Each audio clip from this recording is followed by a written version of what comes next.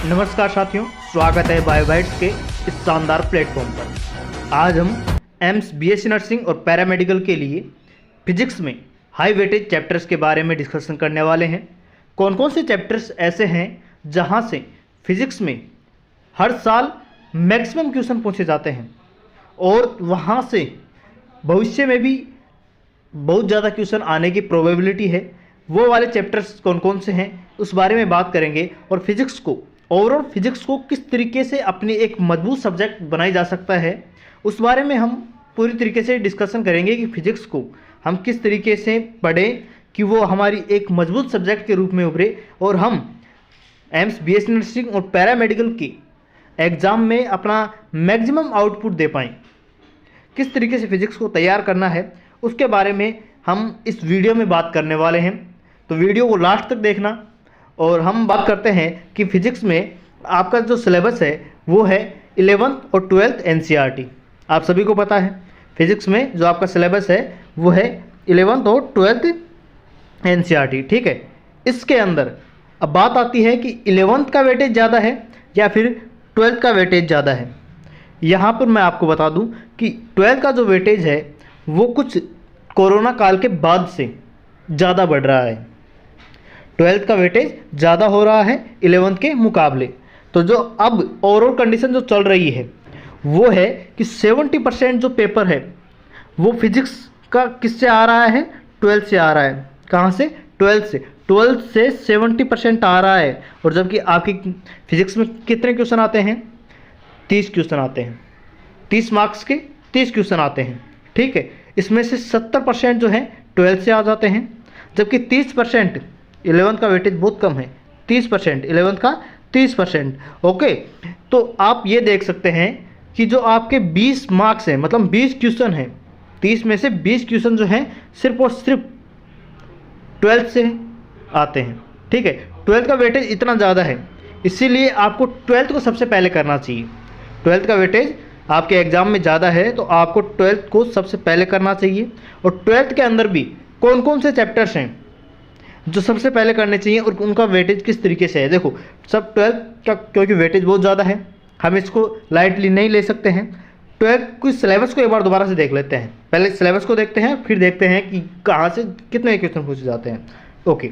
सबसे पहले जो चैप्टर है अपना 12th के अंदर फिजिक्स में वो है इलेक्ट्रोस्टेट। कौन सा है? इलेक्ट्रोस्टेट। उसके बाद में है करंट, उसके बाद में कैपेसिटर, ठीक है सर। उसके बाद में magnetic effect of current, magnetic effect of current, ये हो गया अपना तीसरा चैप्टर। उसके बाद में ईएमआई, एसी और ईएमडब्ल्यू, ओके। उसके बाद में ऑप्टिक्स आ जाती है अपनी। उसके बाद में ऑप्टिक्स में रे ऑप्टिक्स, फिर आ जाता है वे ऑप्टिक्स, ठीक है। रे ऑप्टिक्स और वे ऑप्टिक्स के बाद में शुरू हो जाता है अपना मॉडर्न फिजिक्स। कौन सा? Modern physics. मॉडर्न फिजिक्स में फोटो इलेक्ट्रिक इफेक्ट, उसके बाद में dual nature of matter and atom, nuclei और सेमीकंडक्टर, ये सारे होते हैं मॉडर्न फिजिक्स के अंदर।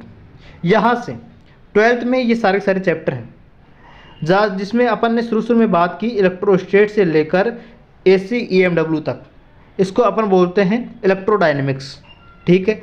जबकि ऑप्टिक्स के दो पार्ट आते हैं, रे ऑप्टिक्स और वे ऑप्टिक्स, और वहीं पर मॉडर्न फिजिक्स के पार्ट आते हैं जिसमें ये वाला चैप्टर, ड्यूअल नेचर वाला चैप्टर, एटम, न्यूक्लियाई और सेमीकंडक्टर, ये आ जाते हैं अपने मॉडर्न फिजिक्स के अंदर। इन सब यूनिट के अंदर भी अगर हम बात करें मॉडर्न फिजिक्स के बारे में तो मॉडर्न फिजिक्स का वेटेज सबसे ज़्यादा होता है। मॉडर्न फिजिक्स का वेटेज सबसे ज़्यादा होता है और सबसे ईजी क्वेश्चन आते हैं। ईजी क्वेश्चन भी सबसे ज़्यादा यहीं पर आते हैं मॉडर्न फिजिक्स में, और सबसे ज़्यादा वेटेज भी यहीं पर रखते हैं। आप मान सकते हैं कि ये जो चैप्टर हैं इनमें आप फॉर्मूले पढ़कर भी अगर अच्छी तरीके से फॉर्मूले पढ़कर जा रहे हैं, फॉर्मूले की अच्छी तरीके से आपको समझ है तो आप जो है मॉडर्न फिजिक्स में पूरे में से पूरे ला सकते हैं। इतनी इजी होती है, इसमें ज़्यादा कंसेप्ट नहीं है, इसमें फॉर्मूले ज़्यादा हैं, ठीक है।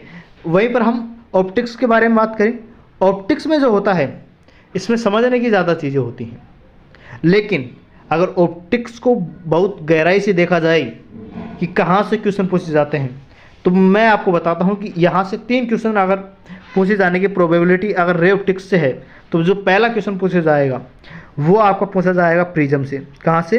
प्रिज्म से पूछा जाएगा। ठीक है, दूसरा जो पूछा जाएगा वो पूछा जाएगा पावर से। पहला प्रिज्म से, दूसरा पावर से, और अगर तीसरा क्वेश्चन पूछा जाता है तो वो पूछा जाएगा टेलीस्कोप से। वो कहाँ से पूछा जाएगा? टेलीस्कोप से। तो ये जो सबसे मेन टॉपिक हैं जहाँ से क्वेश्चन पूछे जाने की पूरी संभावना रहती है, वो जो मेन टॉपिक हैं वो है पावर वाला, है ना, और ये टेलीस्कोप वाला हो जाता है। ये मेन टॉपिक हैं यहाँ से। और ये प्रिज्म में नीट में भी हर साल क्वेश्चन आता है। वहीं पर आपके एम्स बीएससी नर्सिंग और एम्स पैरामेडिकल, ये नीट का सिनोमिनस थोड़ा सा लाइटली फॉर्म होता है। जैसा कि नीट में चल रहा होता है पैटर्न, जैसे कि कोरोना के बाद में देख रहे हैं कि नीट के अंदर आपका 12th का पैटर्न बढ़ रहा है नीट में, वैसे ही यहाँ पर भी आपका 12th का जो सिलेबस में से पैटर्न है वो बढ़ने लग गया है। तो ये नीट और एम्स पैरामेडिकल और एम्स नर्सिंग का जो पेपर है ये एक सिनोनिमस तरीके से चलता है। ठीक है, तो आप इसमें देख सकते हैं कि नीट में भी हर साल प्रिज्म से क्वेश्चन आता है और आपके भी हर साल से क्वेश्चन वहीं से पर से आता है। तो आप क्वेश्चन प्रैक्टिस के लिए ये देख सकते हैं कि अगर आप जो नीट के अंदर जो हल्के क्वेश्चन आते हैं, कम कैलकुलेशन वाले क्वेश्चन आते हैं, जहां पर एक कंसेप्ट से क्वेश्चन सोल्व हो रहा है, वो वाले क्वेश्चन आप प्रैक्टिस कर सकते हैं एम्स बीएससी नर्सिंग के लिए भी, क्योंकि वैसे ही क्वेश्चन सेम आ जाते हैं। कई बार तो ऐसा भी होता है कि नीट के सेम क्वेश्चन जो हैं आपके एम्स पैरामेडिकल उसमें पूछ लिया जाता है। तो अभी नीट में एक क्वेश्चन आया था कि इनमें से फैलोपियन ट्यूब का कौन सा पार्ट नहीं है। अब इससे इजी कोई क्वेश्चन क्या हो सकता है कि फैलोपियन ट्यूब के ही पार्ट पूछ लिए जा रहे हैं आपसे। तो ऐसे ही क्वेश्चन आपके नर्सिंग और पैरामेडिकल में भी पूछने जाने की संभावना होती है। ठीक है, इसके बाद में हम बात करते हैं ये वाला इलेक्ट्रो वाला पार्ट। ये काफ़ी बड़ा पार्ट होता है और एक अच्छी खासी भूमिका रखता है अपनी। ठीक है, इसमें से ये जो करंट और कैपेसिटर है यहाँ से इजी क्वेश्चन आते हैं और इन सब में से हाई वेटेज भी ये रखता है। उसके बाद में जो वेटेज रखता है ये रखता है मैग्नेटिक इफेक्ट ऑफ करंट। ठीक है, इसके बाद में ये सारे चैप्टर। तो आप इनमें से सबसे पहले जो करेंगे वो करेंगे मॉडर्न फिजिक्स को स्टार्ट करेंगे। किसको करेंगे? मॉडर्न फिजिक्स को स्टार्ट कीजिए, क्वेश्चन लगाना स्टार्ट कीजिए। फॉर्मूले 3-4 ही हैं, उन फॉर्मूलों को आपको एक बार अच्छे तरीके से एक पेपर पर लिख लेना है। उसके बाद में आप क्वेश्चन लगाते जाइए और देखते जाइए कि इस फॉर्मूले से ये हो रहा है ये क्वेश्चन, इस फॉर्मूले से ये क्वेश्चन हो रहा है। ठीक है, इस तरीके से आप अपने फिजिक्स को मजबूत कर सकते हैं। अभी मैं एक बुक पढ़ रहा था, ईट द फ्रॉग, जिसका नाम था ईट द फ्रॉग। उसमें जो सबसे इम्पोर्टेंट बात थी, जो सबसे पहले जो रिफ्लेक्ट कर रहा है, नाम बुक का नाम जो रिफ्लेक्ट कर रहा है वो ये थी कि जो आपको सबसे ज़्यादा हार्ड लगता है, जो आपको लगता है कि ये मेरे से नहीं होगा, उसको आप सबसे पहले कीजिए।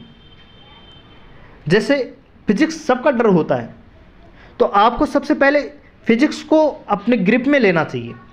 और जब आप सुबह का एक टू डू लिस्ट बनाते हैं, बहुत सारे बच्चे टू डू लिस्ट नहीं बनाते हैं, लेकिन ये एक बहुत अच्छी आदत है जिससे आप अपने आप को एक मॉनिटरिंग कर सकते हैं कि मैंने कितना पढ़ा और कितना नहीं पढ़ा।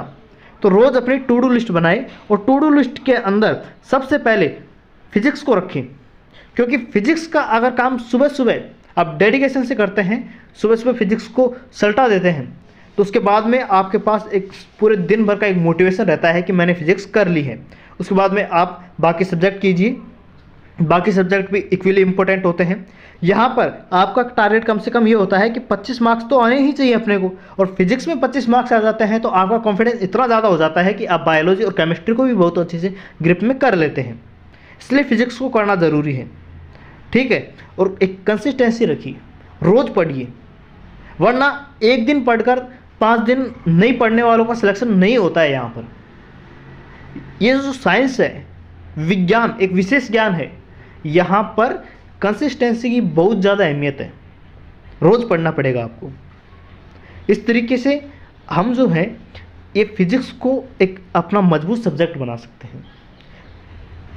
यहाँ पर हमने ये सारी बातें की हैं, इस सब तरीक़ों को आप फॉलो कीजिए। हमने फिजिक्स के बारे में जितनी भी बातें थी वो आपसे शेयर कर दी हैं, और फिर भी अगर कोई बात आपको लगता है कि कोई डाउट है तो आप कमेंट के अंदर पूछ सकते हैं, मैं आपको ज़रूर रिप्लाई करूँगा। तो आप इस चैनल को सब्सक्राइब कर लीजिए और इस चैनल पर हम और भी कई सारी बातें करते रहेंगे टाइम टाइम पर, और बताते रहेंगे आपको कि किस तरीके से पढ़ना है, क्या पढ़ना है, कितना पढ़ना है। तो इस चैनल को सब्सक्राइब कर लीजिए और मिलते हैं फिर नेक्स्ट वीडियो में। धन्यवाद।